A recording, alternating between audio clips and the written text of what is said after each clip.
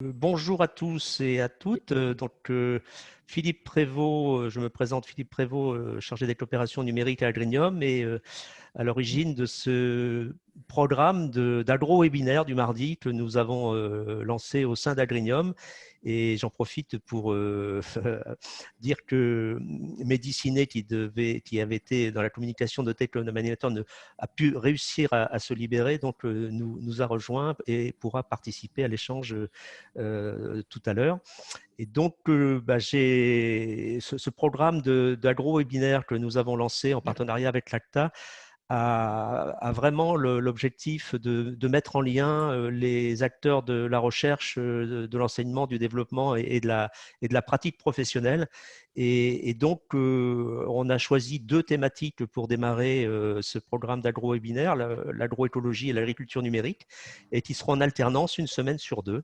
Et donc, il y aura la possibilité de s'inscrire. Chaque semaine, il y aura un nouveau lien. Hein. Ce ne sera pas le même lien, donc il faudra s'inscrire à chacun des webinaires.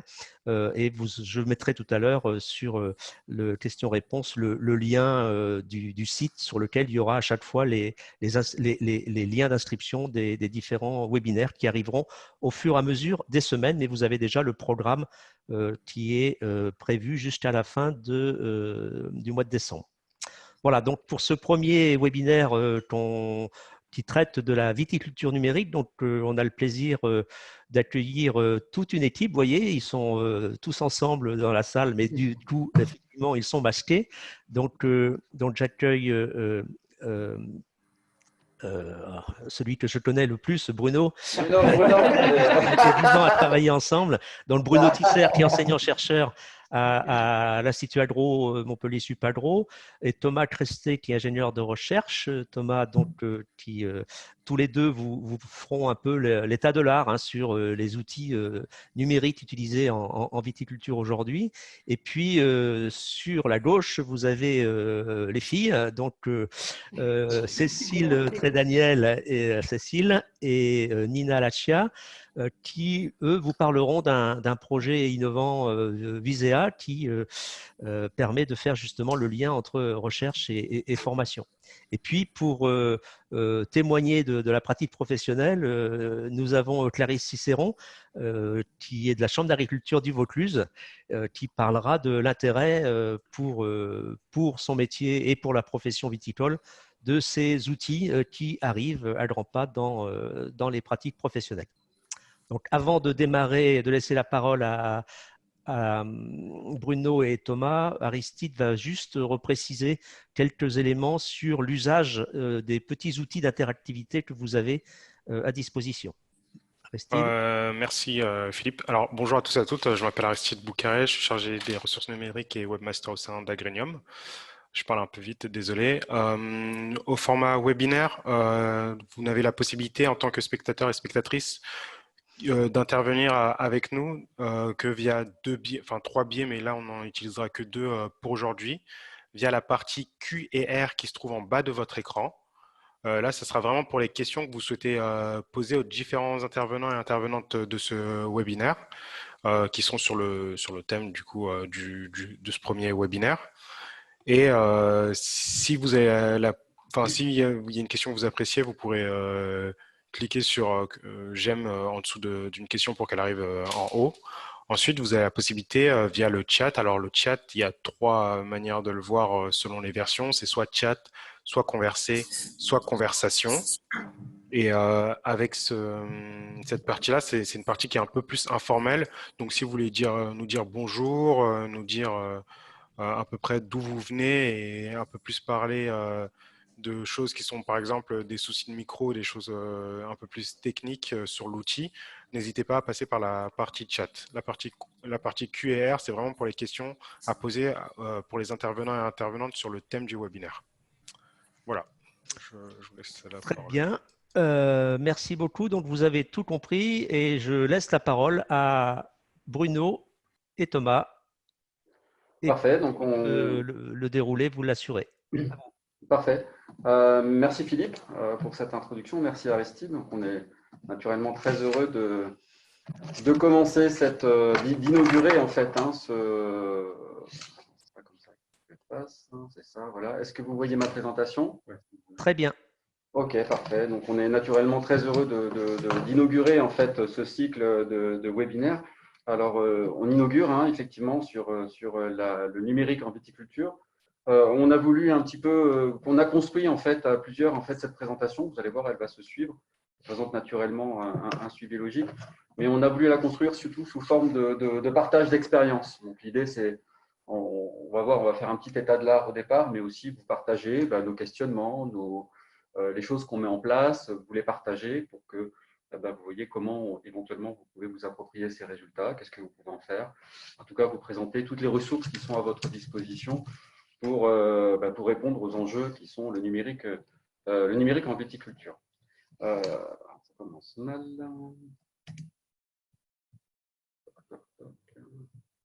J'arrive pas. Hop, ça met un petit peu de temps. Donc le plan de la présentation, juste un petit rappel, juste pour mettre un petit peu tout le monde un petit peu au même niveau. La viticulture numérique, c'est quoi? Et puis rappeler un petit peu les questions que ça peut poser hein, pour des professionnels ou pour une mise en œuvre concrète. Donc ça, je ferai cette présentation. On passera ensuite sur le MAS numérique, un dispositif qui est prévu justement pour répondre, alors pas à toutes les questions qu'on va poser, mais en tout cas à certains enjeux de formation. Ce sera donc Thomas Crestet qui fera cette présentation. Et puis sur ce MAS numérique, on a élaboré un certain nombre de ressources en ligne disponibles, en tout cas basées sur l'expérience que l'on a, qui ont été développées dans le cadre d'un projet qui s'appelle Visea et qui sera présenté par Cécile Trédaniel. Et ensuite, une présentation d'une expérience d'organisation de formation à destination du professionnel par Nina Lachia et le témoignage d'une personne qui a suivi cette formation et comment elle a utilisé ou comment elle a valorisé ces outils dans un cadre professionnel. Ce sera Clarisse qui témoignera. Donc, quand on parle de viticulture numérique, hein, c'est un mot valise en fait, hein, faire attention. Donc, il y a viticulture, effectivement, on voit le domaine d'application. Mais numérique, en fait, ça va englober un certain nombre, beaucoup de technologies très diverses, donc qui sont liées soit à l'observation, donc là, on va trouver évidemment les capteurs ou des systèmes de mesure fixes, mobiles, embarqués, sur machine, sur piéton. On va trouver également tout ce qu'on place sur la localisation et le datage de ces informations ou des observations. Donc, ça va être tout ce qui va être, par exemple, GNSS ou GPS, avec les services de correction associés, et il y en a beaucoup. Les réseaux de communication qui vont permettre de transmettre les informations ou échanger les données entre différents systèmes, voire différents acteurs. Et puis tout ce qui va être informatique, hein, lié au stockage, à l'organisation des données, l'échange de données, etc. Alors, naturellement, donc c'est un domaine qui est très vaste et on a décidé, en parlant de viticulture, de le centrer plutôt sur vraiment la production, c'est-à-dire la viticulture numérique au sens production viticole, lien avec le conseiller et notamment lien avec l'approvisionnement ou les organismes qui stockent les récoltes. Alors, poussé à l'extrême, voilà, c'est quelque part la viticulture de précision. Vous avez une petite illustration, là, c'est à gauche une machine à vendanger, donc on est en Australie avec une évacuation latérale de la récolte, un capteur de rendement, la machine est localisée par GNSS, et puis l'image que vous avez à droite, hein, chaque petit point, j'ai fait un petit zoom, correspond à une mesure de rendement. Vous voyez, la parcelle n'est pas très grosse, 1,2 hectares, et on est capable de cette manière-là de voir très précisément quel est le rendement finalement au niveau intraparcellaire, et naturellement quel est le rendement de la parcelle et pourquoi il est variable. J'y reviendrai tout à l'heure. Alors, elle s'inscrit finalement, si on fait un focus sur vraiment la partie production, quelque part, on a un cycle hein, qui est des systèmes de mesure avec de l'observation. Cette observation va nous permettre de caractériser quelque part les systèmes agricoles, d'acquérir, de transformer ces observations en informations agronomiques sur laquelle on va pouvoir appliquer une expertise et qui va nous permettre de faire des préconisations en vue d'être appliquées. Et le tout, l'idée, hein, c'est de s'inscrire dans un cycle vertueux qui est celui finalement de la viticulture de précision pour améliorer en continu et suivre le système de culture. L'ensemble des données étant systématiquement, ou en tout cas le plus souvent, géoréférencées, datées, ou en tout cas on peut assurer leur traçabilité. Alors, moi, ce que je dis toujours à mes étudiants, c'est finalement, fondamentalement, rien de nouveau sous le soleil. Hein. Mon grand-père, c'est ce qu'il faisait. Hein, il observait ses parcelles, il le faisait lui-même. Il échangeait parfois au quai de réception à la cave ou à la buvette de la cave coopérative et il échangeait avec les collègues pour savoir si effectivement ce qu'il avait vu s'était partagé ou pas. Il se faisait un raisonnement en consultant éventuellement son conseiller ou peut-être des référents dans la vallée, et ensuite il appliquait en fait ce qu'il devait appliquer. Donc quelque part, j'ai envie de dire sur le fond, il n'y a pas grand-chose qui change. Par contre, ce qui change, c'est que on a des informations avec une résolution spatiale qu'on n'avait jamais eue, une précision temporelle qu'on n'avait jamais eue, et surtout, je pense que ce qui est important, ce sont des données qui sont objectives. On va plus mentir à nous-mêmes. Mon collègue, par exemple, de Bordeaux Sciences Agro, Gilbert Grenier, parle souvent de viticulture mesurée. Et je pense que c'est vraiment le bon terme pour viticulture numérique. C'est aussi cette viticulture tracée, mesurée, qui va nous permettre de nous inscrire dans un progrès continu. Je prends un exemple tout simple. Moi, quand j'ai commencé à travailler dans ce domaine-là, en recherche, je travaillais avec une entreprise qui est mentionnée en bas, c'est l'entreprise Pellinck, sur un prototype avec un capteur de rendement embarqué sur la machine. Et ce qui était incroyable, c'était le retour qu'on faisait aux viticulteurs. C'était la première fois qu'ils voyaient leur rendement au niveau intraparcellaire en viticulture. Je vous parle d'il y a 18 ans. Et c'était intéressant parce qu'ils savaient ce qu'on voyait là, par exemple, sur cette parcelle-là. Ils savaient qu'au sud de la parcelle, on avait un rendement supérieur que sur la partie nord. Par contre, ce qui les choquait, c'est qu'ils ne s'attendaient pas à ce que ce soit 3 fois le rendement de la partie nord. Ils sous-estimaient cette variabilité et surtout, ils sous-estimaient la surface qui a été impactée par ce phénomène. Donc, je trouve que ça, c'est un bel exemple parce que ça montre qu'on va objectiver enfin l'idée de la viticulture numérique et des observations, de s'appuyer sur des capteurs, c'est vraiment d'objectiver, de rendre finalement cette information la plus claire possible pour évidemment prendre les mesures nécessaires. Alors, à quoi ça sert? Je vous montre quelques exemples. Moi, la première application que je vois, et ce n'est pas du luxe, c'est l'expérimentation en ligne. Ça va être des outils formidables, et c'est déjà des outils formidables. Là, je vous montre un essai, par exemple, que j'avais vu en Australie il y a une dizaine d'années, où vous voyez un essai d'enherbement, de fertilisation, d'apport d'engrais, entièrement suivi avec des outils numériques, donc de la télédétection, de la cartographie de rendement, du suivi avec des capteurs en proxy détection, pour voir l'effet qu'avait l'effet de l'expérimentation. À droite, je vous mets une parcelle que j'avais collectée il y a une quinzaine d'années. Donc, c'est du rendement. Donc, on n'est pas loin, on est dans le sud de la France, à côté de Montpellier. Et je ne sais pas si vous voyez, on voit très très bien, je l'ai encadré en rouge, une zone sur laquelle le rendement est 3 fois plus élevé à gauche qu'à droite de la parcelle. Ça correspond à une figure géométrique. Et lorsque j'ai présenté ce résultat aux viticulteurs, c'était la première fois qu'ils voyaient en fait le résultat de l'effet de porte-greffe. En fait, il avait 2 porte-greffes différents sur la parcelle qu'il avait expérimenté, mais il n'avait jamais objectivement collecté les rendements pour vérifier quel était l'effet de ce porte-greffe sur le rendement. Il savait qu'il y en avait un naturellement qui était plus vigoureux que l'autre, mais là, ça lui permettait de voir, en tout cas cette année-là, ce millésime-là, l'effet du porte-greffe. Donc, première application, et pour moi, importante, c'est l'expérimentation en ligne, c'est la possibilité d'acquérir de nouvelles données pour progresser. En viticulture, la deuxième application, naturellement, c'est la gestion de la qualité. Alors là, j'ai mis à droite un chantier de récolte que j'ai vu. Alors, on est en Espagne, évacuation latérale, 2 trémies, 2 veines suiveuses avec 2 qualités différentes et le conducteur de la machine qui est relié par talkie-walkie pour dire quand on passe de la qualité A à la qualité B. Et ces outils-là vont nous permettre de mieux définir des zones de qualité ou proposer des échantillonnages orientés et aller éventuellement jusqu'à une vendange sélective.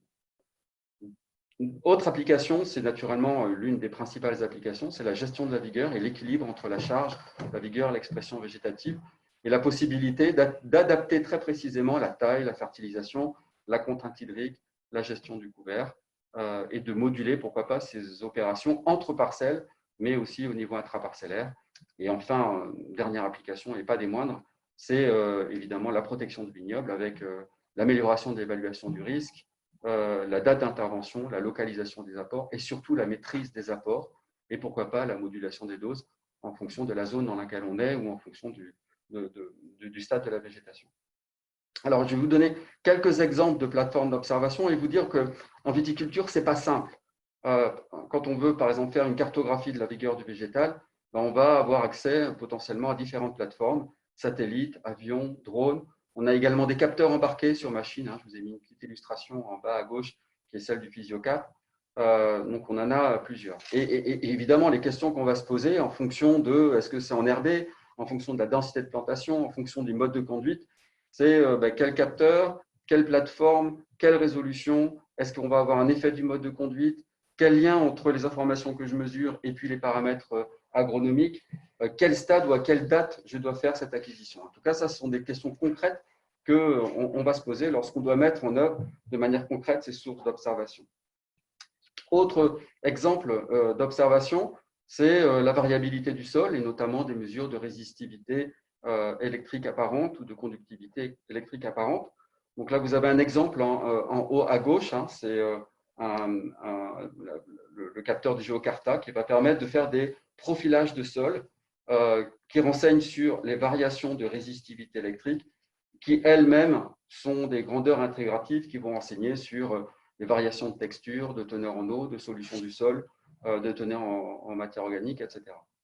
Et là, avec des questions aussi, quelle date, quel capteur, parce qu'il y a plusieurs possibilités, à quelle résolution on passe, est-ce qu'il y a un effet du palissage métallique, le lien avec la profondeur d'enracinement de la plante, est-ce que le capteur permet effectivement d'acquérir une information qui est compatible avec l'enracinement d'une plante pérenne et dans quelle situation, etc. Donc, beaucoup de questions qui sont finalement en lien avec la pertinence du capteur, de la mesure, ce qu'on va pouvoir en faire, comment on va pouvoir l'interpréter. Alors évidemment, une plateforme dans la viticulture numérique qui a un intérêt certain, c'est le smartphone qui réunit à la fois le capteur, la localisation, la transmission des données. Donc là, je vous montre un petit exemple que l'on gère ici à l'Institut Agro. C'est Apex, donc c'est une petite application qui permet, à travers une mesure simple des observations de croissance de la vigne, d'estimer, en tout cas, l'apparition d'une contrainte hydrique. Et là, les questions qu'on se pose quand on utilise ce type d'application, naturellement, c'est quelle est la précision de la localisation, comment est-ce que l'application fonctionne ou pas et comment elle gère les zones blanches, est-ce que je peux importer mes données, sur quoi, le rôle des différents réseaux sur cette application, GPRS, Wi-Fi, dans l'application métier, etc. Beaucoup de questions qui vont se poser sur cette application mobile-là, mais la plupart des applications mobiles, on va dire, métier, smartphone. Et enfin, les capteurs fixes. Donc là, j'ai pris un exemple de la société K2020, qui est un piège à insectes connecté, qui va permettre de mesurer en temps réel, pratiquement, le nombre d'insectes qui ont été piégés. Et là, évidemment, les questions qu'on va se poser, c'est quelle résolution, où est-ce que je mets mon capteur, quel principe de mesure, quelle maintenance, fonctionnement en zone blanche toujours, et l'import des données dans un autre outil d'aide à la décision. Alors, j'ai vraiment fait un petit aperçu là, des technologies, mais je pense que j'ai couvert un grand domaine avec, en tout cas, large. Par contre, ce qu'on voit, c'est qu'il y a des solutions qui sont proposées aujourd'hui. Alors, vous avez vu, j'ai mis un plat de spaghettis. Ce n'est pas un objet numérique. C'est juste pour montrer aujourd'hui, moi, je suis un professionnel ou un viticulteur, je veux me lancer dans la viticulture numérique. C'est par où je commence. C'est compliqué parce que tout est lié. Chaque solution implique nécessairement plusieurs technologies, la localisation, la communication, l'informatique, etc. L'autre grosse question, c'est comment j'intègre mon expertise agronomique avec de nouvelles sources d'observation et comment je m'y prends. Donc ça, ce n'est pas simple. Ça veut dire qu'il faut que j'ai bien compris la signification des nouvelles sources d'observation, le lien avec mon expertise et que je sois capable de vraiment de l'utiliser de manière concomitante. Quelle formation mettre en œuvre pour les conseillers? Donc ça, ce n'est pas si évident. Et évidemment, ce que je vous ai dit, c'est ce que j'ai résumé un petit peu avec mon plat de spaghettis. Par quoi je commence, sachant aussi que mon choix va impacter les autres étapes et les autres outils. Et est-ce que j'ai choisi la meilleure solution dans mon contexte pédoclimatique et avec mes pratiques culturelles? Alors, pour répondre à ces questions, voilà, ce qu'on se propose, c'est ce qu'on a proposé en tout cas, c'est un lieu pour projeter la profession concrètement sur ce qu'est la viticulture numérique, des ressources, un exemple de formation, enfin des formations et un retour d'expérience. Donc, je vais laisser la parole à Thomas Crestet qui va vous présenter le MAS numérique. Donc, c'est pour répondre justement aux enjeux de formation et pour mieux en fait incarner aujourd'hui concrètement ce qu'est la viticulture numérique et ce qu'elle peut apporter aux professionnels. Ça marche. Je prends la suite. Du coup, bonjour à tous. Là, j'ai choisi de faire une présentation assez simple du projet, pas rentrer trop dans le détail, parce que vous aurez des exemples au travers de la présentation un petit peu de Cécile. Et puis, je voulais aller à l'essentiel pour éventuellement répondre plutôt à des questions sur des sujets qui peuvent vous intéresser. Donc, l'idée, c'est de juste vous présenter dans les grandes lignes ce qu'est le MAS numérique et comment on le positionne et on le voit pour répondre aux enjeux de formation. Donc, voilà, pour le présenter rapidement, hein, ce projet-là, il a émergé en 2017. Donc, ça fait 4 ans qu'on porte ce projet-là.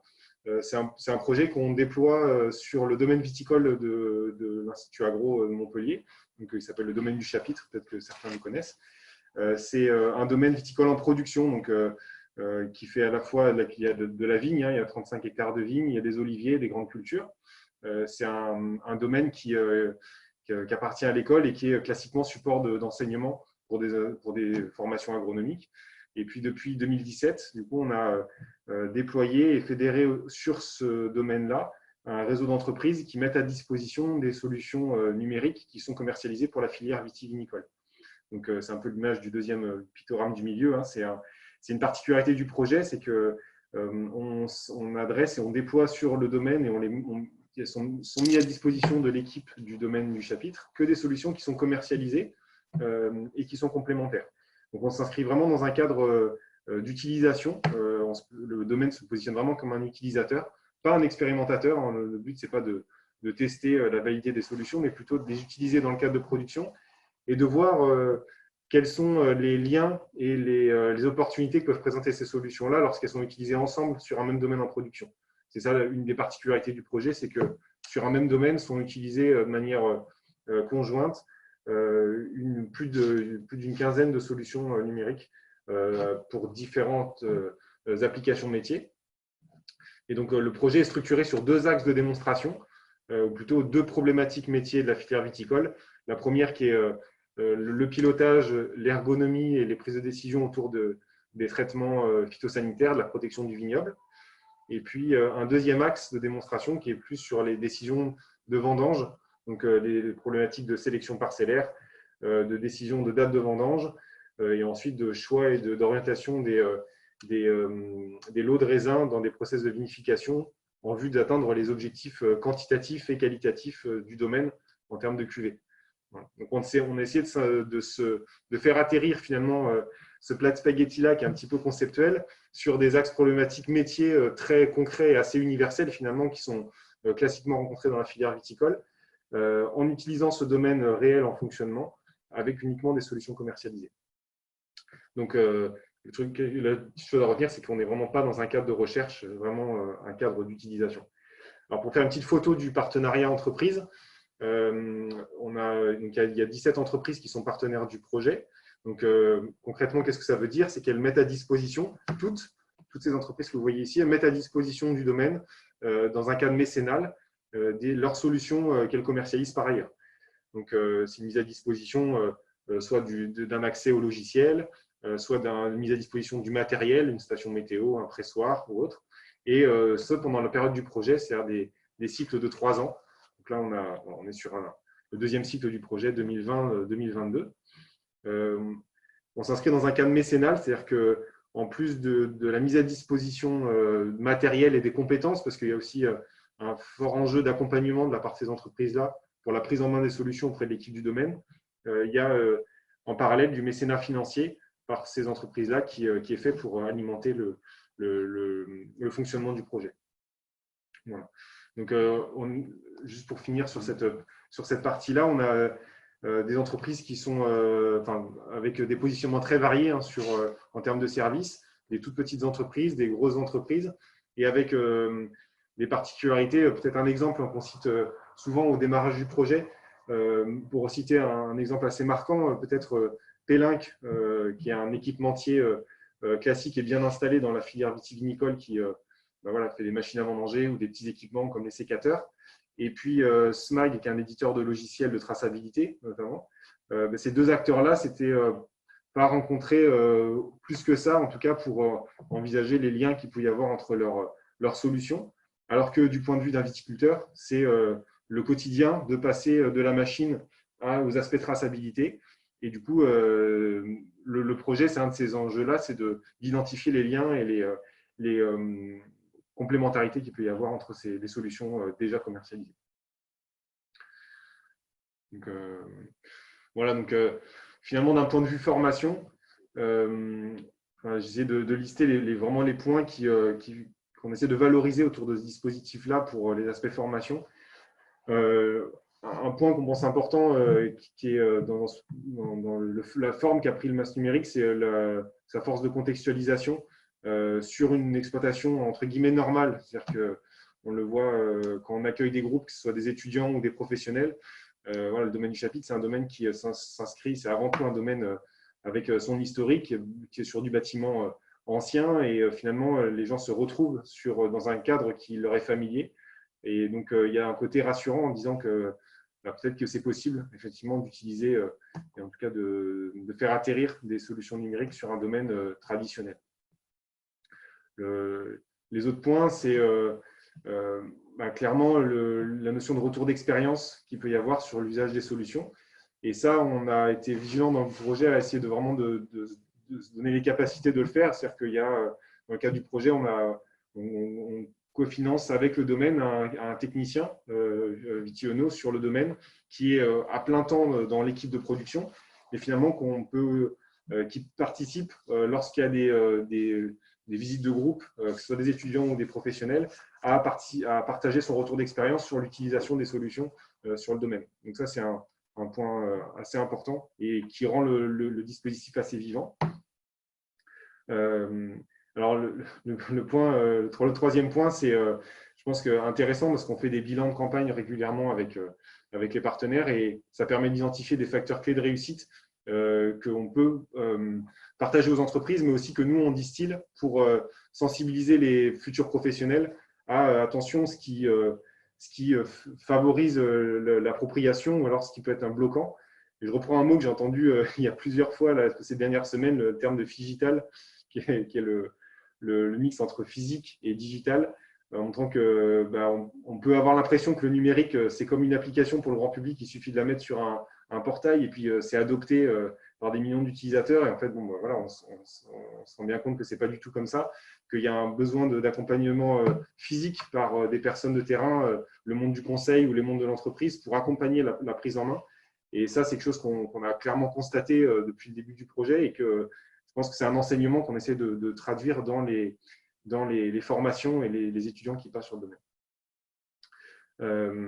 Voilà, après, il y a l'environnement. Je pense que Nina reviendra dessus. Je ne vais pas appuyer dessus, mais voilà, le cadre du domaine avec à la fois une salle et puis l'accès au terrain, ça nous permet d'avoir des formations et des modalités d'accueil qui sont assez hybrides et qui sont, je pense, intéressantes d'un point de vue pédagogique. Et puis un dernier point qui est un petit peu en décalé, c'est-à-dire que notre métier, nous, c'est clairement d'adresser les formations des futurs professionnels agricoles au sens large, ou des professionnels actifs, mais on voit aussi un potentiel dans le MAS numérique pour sensibiliser des profils qui ne sont pas du monde agricole. On pense notamment aux développeurs, aux responsables d'équipe dans les sociétés de développement informatique ou de services, qui, leur métier, c'est de déployer des solutions pour l'agriculture, mais qui n'ont pas forcément de bagage de formation agronomique.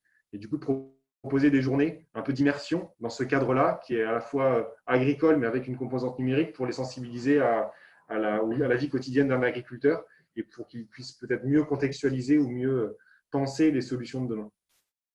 Voilà, quelques points qu'on voulait partager sur le positionnement du projet par rapport à la formation. Merci Thomas. Cécile, tu vas nous parler des ressources pédagogiques qui sont développées justement autour de ce projet. Juste avant de commencer, du coup, je vois qu'il y a des questions qui commencent à arriver. On ne vous snobe pas, on va y répondre. Juste, l'idée, c'est qu'on réponde collectivement à la fin à toutes les questions. Et surtout, n'hésitez pas à les mettre dans le QR, comme vous le dit Aristide et Philippe, plutôt que dans le chat. Ça permettra de répondre vraiment à toutes vos questions à la fin sans en oublier. Pour enchaîner sur les ressources pédagogiques qui ont été développées du coup, autour du projet que vient de vous présenter Thomas.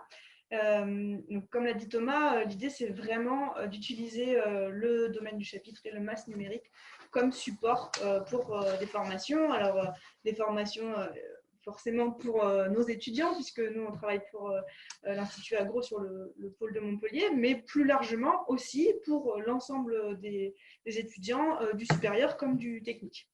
Donc pour ça, dans le cadre du projet Visea, on a développé principalement 2 grandes ressources pédagogiques qui sont du coup sur la diapo suivante, la visite virtuelle et le wiki. Ah d'accord, ok, pardon. La visite virtuelle, on va se caler. La visite virtuelle et le wiki du masque numérique. Donc je vais vous présenter un peu ces 2 grands projets.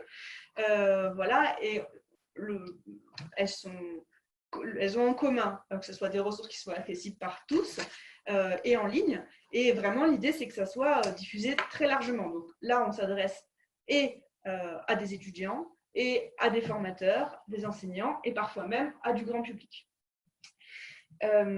Sur du coup la visite virtuelle. Donc, c'est un outil qu'on a développé pour l'utiliser de plusieurs façons.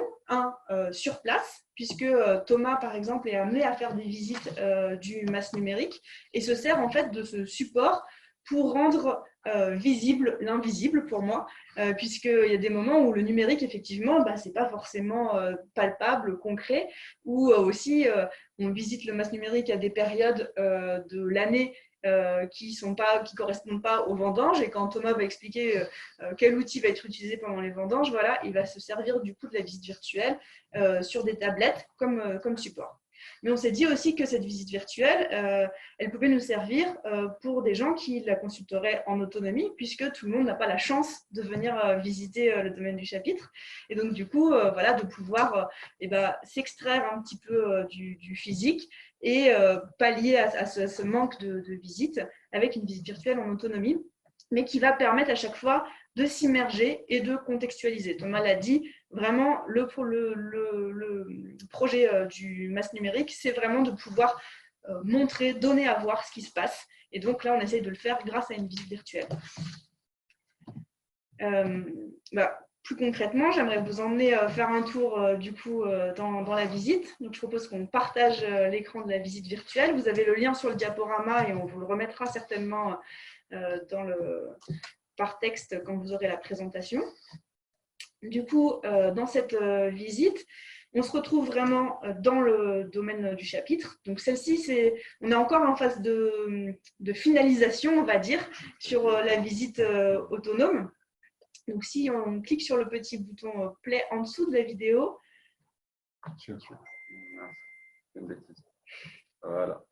Voilà, on se retrouve dans la cour du domaine et on peut s'y promener. On voit que les différentes solutions qui sont proposées au domaine sont figurées là. Et par exemple, si on se rend dans le hangar, s'il te plaît Bruno, avec les petits pas. Tout de suite. Merci beaucoup. Et ben voilà, si tu continues à tourner un petit peu sur la gauche, voilà, on peut par exemple voir Fuelit. C'est celui-ci, exactement. Et donc là, on se rend compte que d'habitude, Thomas, quand il fait la visite, il emmène les gens effectivement près de la cuve à fuel pour expliquer qu'est-ce que va être ce petit capteur Fuelit, à quoi il sert. Comme il mesure effectivement la quantité de fuel qu'il y a dans les cuves. Donc tout ça, c'est expliqué sur la visite. Si on clique sur les petits boutons d'info, par exemple, voilà. Donc là, Thomas, concrètement, il est en train de faire la visite et il dit ce qu'on peut voir grâce à cet outil, et évidemment, il n'a pas forcément l'outil sous la main, donc les gens qui sont sur place peuvent voir ça. Et puis, ceux qui font la visite virtuelle en autonomie, eux, par contre, ils n'ont pas le commentaire de Thomas. Donc, à chaque fois, on a essayé de pallier à ce qui manquait. Et là, si on se déplace sur le graphique et qu'on clique sur les petits boutons d'info, il y a une petite notice qui vient compléter le commentaire qu'aurait pu faire Thomas sur place. Donc voilà, vous pouvez naviguer entre les différentes solutions et puis on a mis à chaque fois des ressources, par exemple l'écran du smartphone qui pourrait être vu, enfin la solution telle qu'elle serait présentée vraiment concrètement. Et je pense en dernière diapositive, voilà. Alors là, c'est pour vous montrer que les ressources qu'on fabrique sont vraiment complémentaires puisqu'on se retrouve sur le wiki du masque numérique, qui est la deuxième solution que je vais vous présenter par ailleurs. Du coup, on peut revenir au diaporama, s'il te plaît. Donc, en tout cas, pour faire la synthèse sur la visite virtuelle, un outil qui permet vraiment de contextualiser les usages et on peut s'en servir en présence comme à distance pour ceux qui ne pourraient pas venir visiter le MAS en direct. Par contre, du coup, qu'est-ce que c'est que le wiki du MAS numérique qui vient en complément?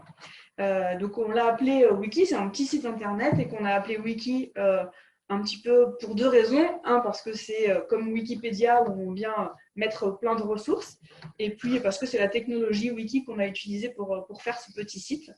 Donc, même objectif, c'est contextualiser les usages des différentes solutions.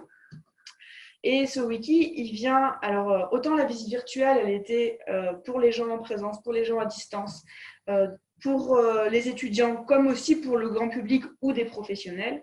Autant le wiki, il s'adresse quand même plus aux enseignants pour du coup toujours qu'ils aient un support à partager avec leurs étudiants, mais aussi leur mettre à disposition des données qui sont fournies dans le cadre, enfin qui sont produites dans le cadre du MAS numérique. Donc, alors, je vais vous expliquer en faisant un petit tour peut-être directement du wiki. On y va. J'y suis.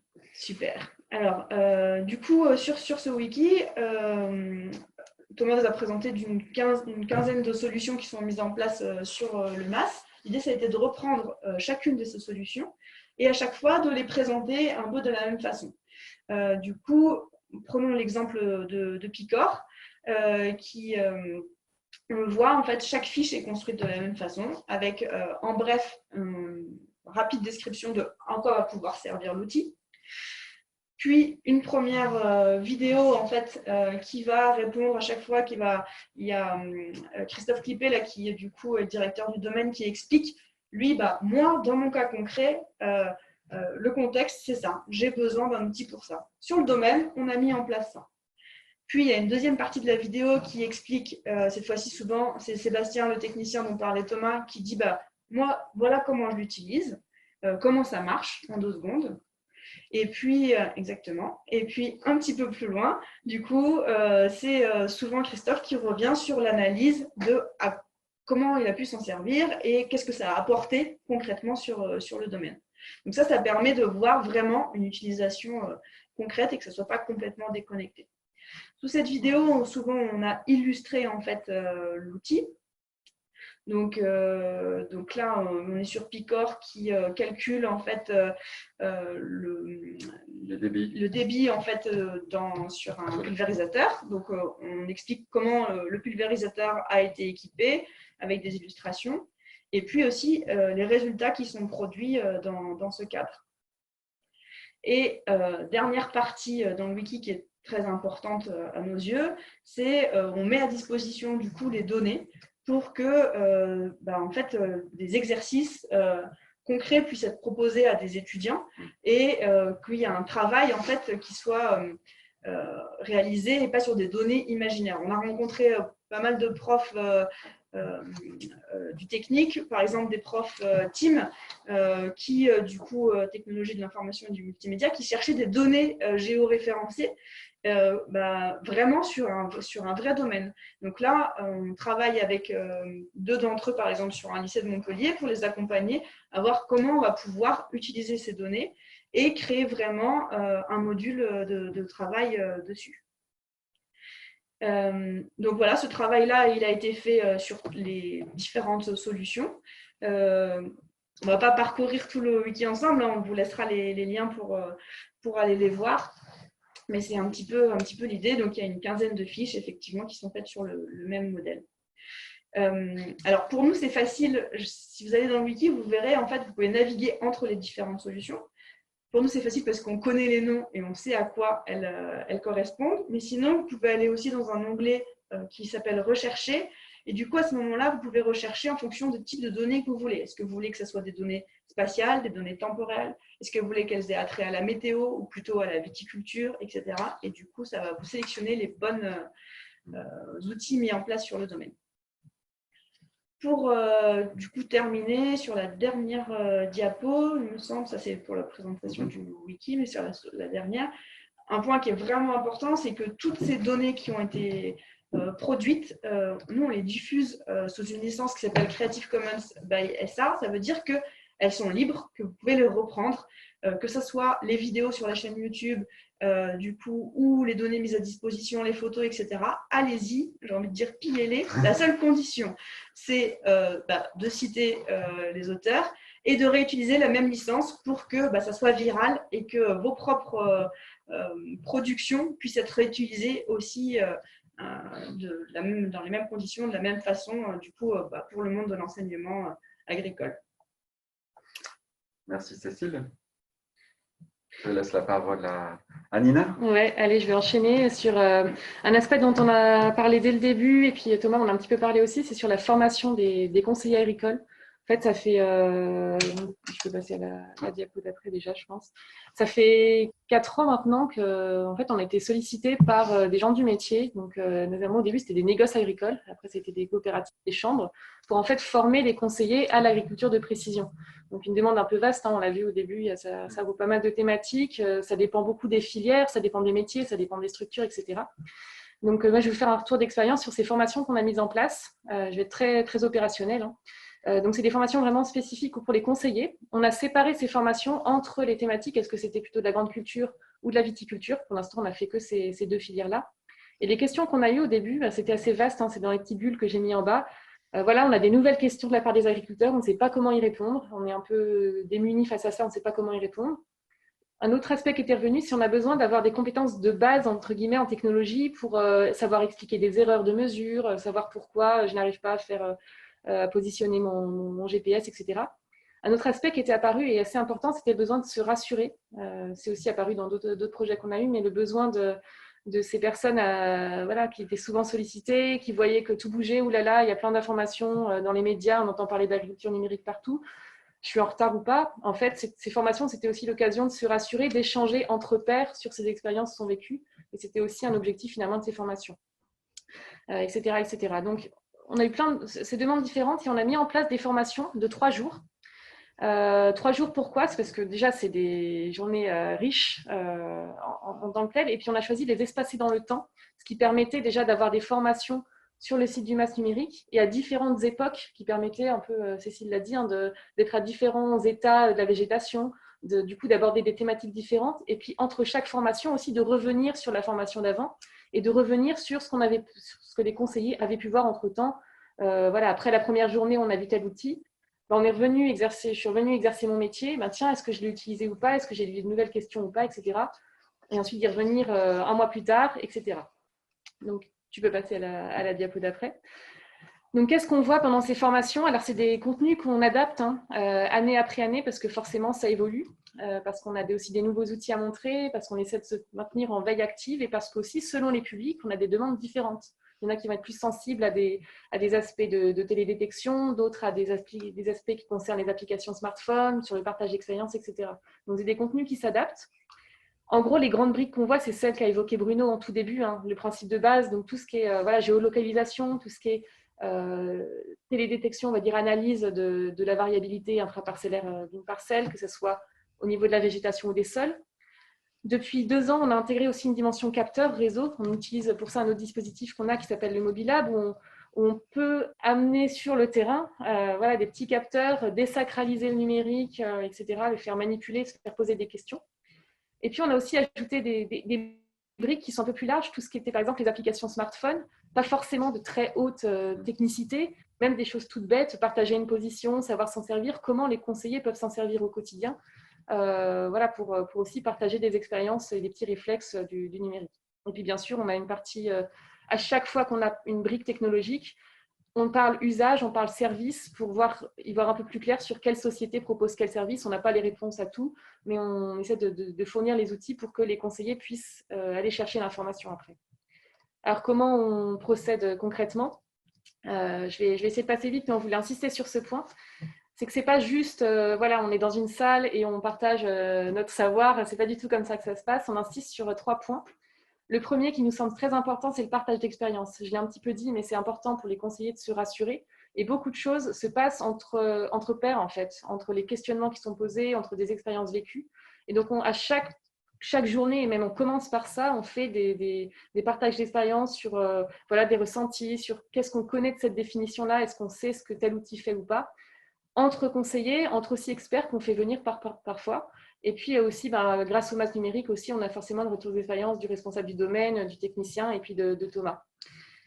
À chaque fois aussi, on intègre, et c'est systématique, une partie pratique, parce qu'effectivement, on est sur un public de terrain, et forcément, l'aspect support PowerPoint n'est pas forcément le plus adéquat pour s'approprier des choses, et surtout pour se poser les bonnes questions. Donc, on essaie à chaque fois de commencer par des ateliers très pratiques, que ce soit pour le GPS, le smartphone, la télédétection. On va sur le terrain, on essaie de voir concrètement à quoi ça ressemble, pour que les conseillers se posent les bonnes questions et comprennent ensuite l'intérêt des apports théoriques. Et ça, c'est la dernière partie.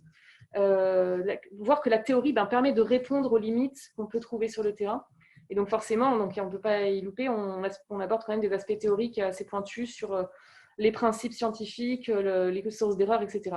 Et forcément, à chaque fois, on va s'adapter au public qu'on a en face, on va orienter les aspects concernés selon tel ou tel besoin. Donc voilà, ça, c'est des formations qu'on fait depuis 4 ans et on en fait une ou 2 par an en général. C'est très riche aussi pour nous parce que ça permet aussi d'avoir des retours d'expérience. J'ai peut-être laissé Clarisse témoigner puisque elle a participé à la dernière formation qu'on a réalisée donc, pour la Chambre d'agriculture du Vaucluse.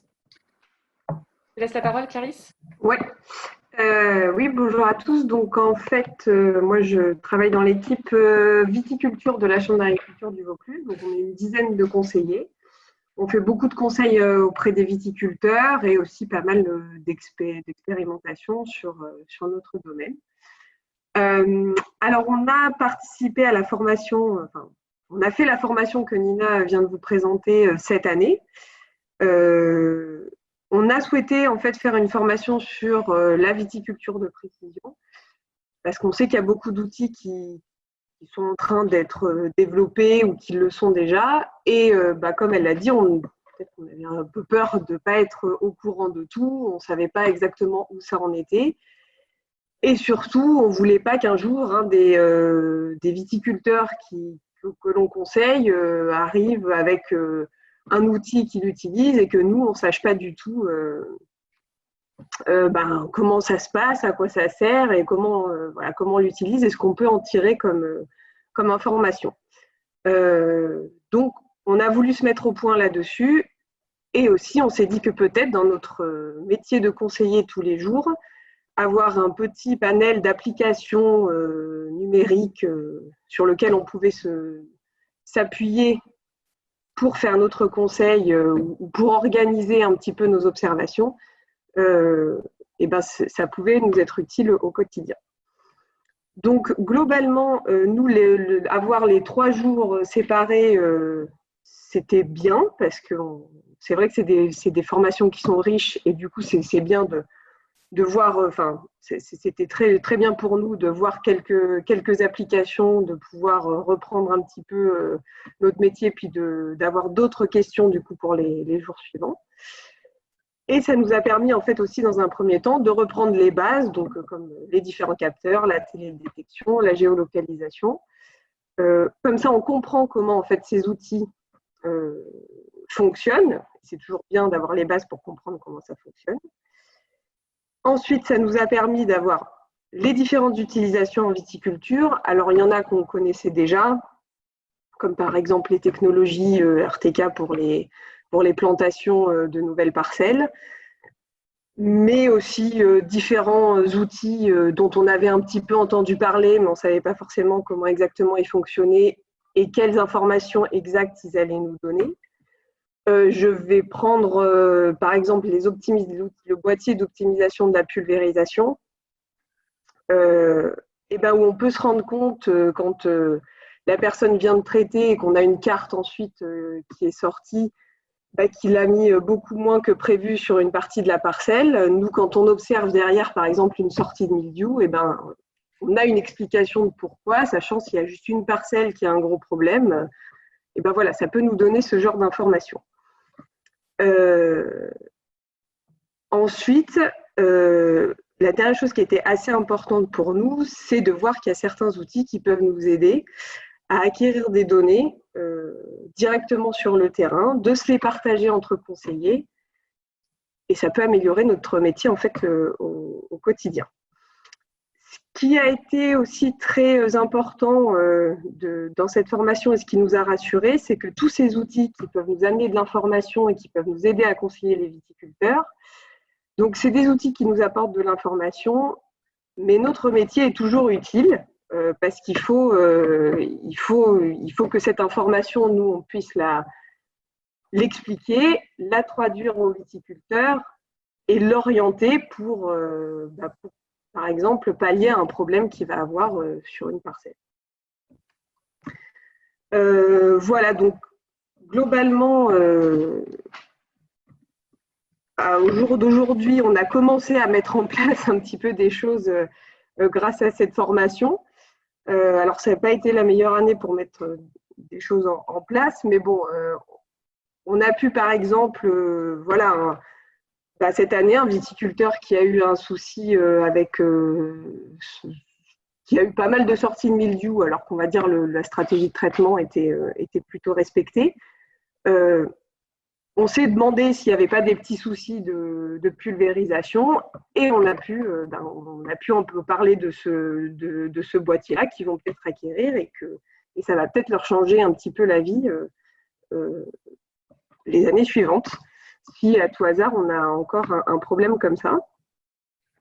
Et puis, nous, on essaye aussi au sein de notre équipe de mettre au point un outil cartographique qui va nous permettre de repérer toutes les parcelles qu'on observe pratiquement toutes les semaines durant la saison, directement sur le terrain de pouvoir marquer nos observations et qui seront accessibles directement à tous les conseillers de notre équipe, ce qui sera beaucoup plus facile pour le partage d'informations et qui va nous faire gagner beaucoup de temps. Parce qu'aujourd'hui, on y va sur le terrain, on marque sur un papier ce qu'on a observé, on rentre, on le met sur l'ordinateur et puis éventuellement, on l'envoie par mail à notre équipe. Donc vraiment, on n'est pas du tout au point là-dessus. Et du coup, ça a pu nous aider à se dire, c'est bon, on est capable de le faire, donc on va essayer d'y aller. Ça va beaucoup améliorer notre quotidien. Voilà. Merci beaucoup, merci beaucoup. Il nous reste que 10 minutes pour pouvoir avoir un échange, en particulier sa réponse aux questions. Donc, je savais qu'en ayant beaucoup d'intervenants, on risquait de dépasser le temps. Ce que je propose, c'est qu'il y a un certain nombre de questions, dans les questions, il y en a un certain nombre qui sont relativement pointues, du type de la question de Léo Garcia, la vendangeuse du main numérique est-elle équipée de capteurs de rendement? Et je propose que Thomas ou autres répondent directement en ligne aux questions. Et moi, je vais sélectionner des questions qui sont peut-être un peu plus larges. Une première qui tourne autour des partenariats de votre… Est-ce qu'on a vu les partenaires entreprises? Il y a plusieurs personnes qui s'interrogent. Bon, on a vu un témoignage de chambres d'agriculture, mais du coup, quel est le type de partenariat avec les chambres d'agriculture et comment vous choisissez vos partenaires technologiques? On a vu une liste de partenaires. Est-ce que vous avez des critères de choix ou comment ça se passe sur ces deux types de partenariats? Rapidement, s'il vous plaît. Alors, je ne sais pas si c'est Thomas ou c'est… Oui. Thomas, je vais laisser répondre Thomas, je compléterai si… D'accord. Très rapidement, quand on a monté le projet, on a vraiment essayé d'avoir une approche simple, c'est-à-dire qu'on a identifié les problématiques métiers sur lesquelles on voulait travailler.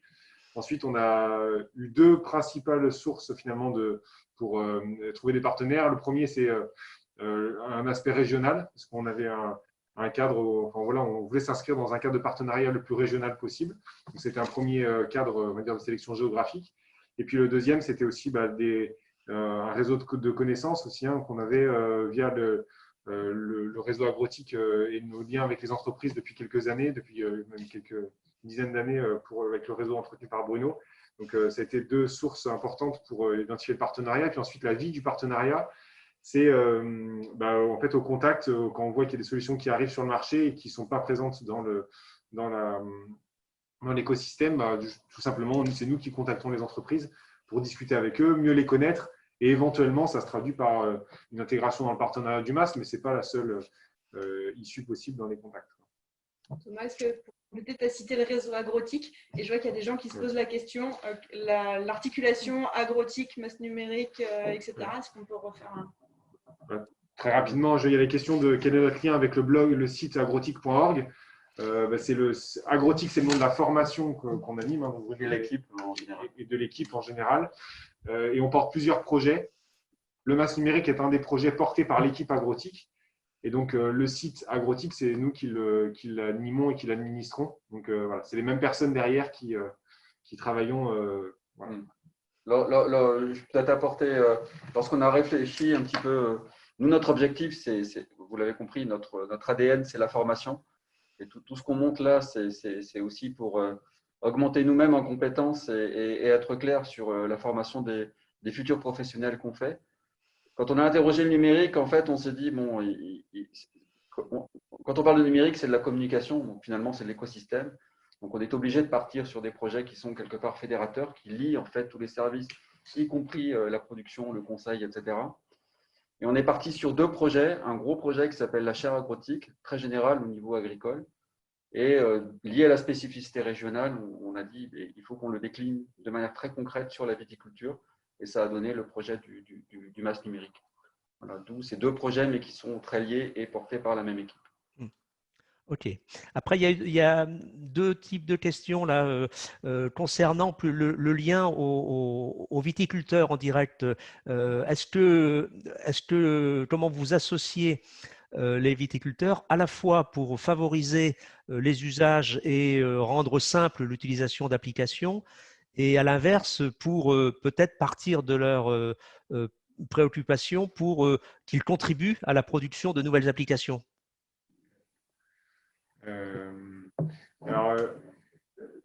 Effectivement, nous, c'est de mettre les choses dans l'ordre de nos points de vue. Effectivement, nous, le public avec lequel on a interagi préférentiellement, et je pense qu'il y a évoqué à travers les formations continues, c'est les publics techniciens, conseillers techniciens dans un premier temps. Effectivement, les interactions avec les viticulteurs en direct, on n'en a finalement pas régulièrement. On en a quelques-unes à travers les visites qu'on a au Masse numérique, qui sont plutôt des groupes de viticulteurs, soit amenés par leur coopérative, soit amenés par leurs distributeurs, hein, qui viennent visiter le Masse numérique. Et finalement, on a aujourd'hui 2 voies d'interaction. On a le projet, on ne va pas rentrer dans le détail, ça sera trop court, mais on a un projet à travers les capteurs Mobilab, qui est un outil qui permet de sortir des murs de l'Institut pour aller récolter des idées auprès des viticulteurs sur l'utilisation des capteurs.